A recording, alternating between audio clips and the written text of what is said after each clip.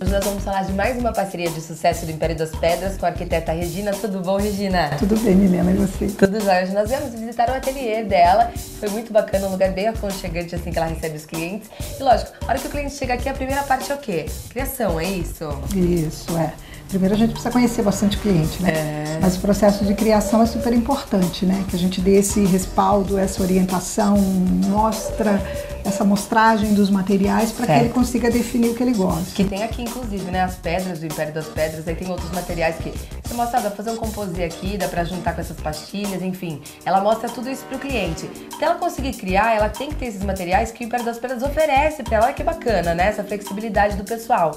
E aí você pode criar à vontade. E tão importante também, é importante frisar que tão necessário quanto a escolha desses materiais é o fato de você ter confiança no seu parceiro, né? Porque esse parceiro, ele, no caso do Império, que ele atende a gente no ponto de vista técnico, na hora de solucionar, né, as questões que a gente cria, porque você sabe que arquiteto adora criar. Adora criar. Império das Pedras é uma forcinha especial. Que é um projeto bonito, ela vai criar do jeito que você quiser, com certeza, do seu gosto. O telefone dela está aqui, da Regina, que é arquiteta, e também o endereço, telefone completo do Império das Pedras, que oferece tudo isso para os seus parceiros, também está aqui.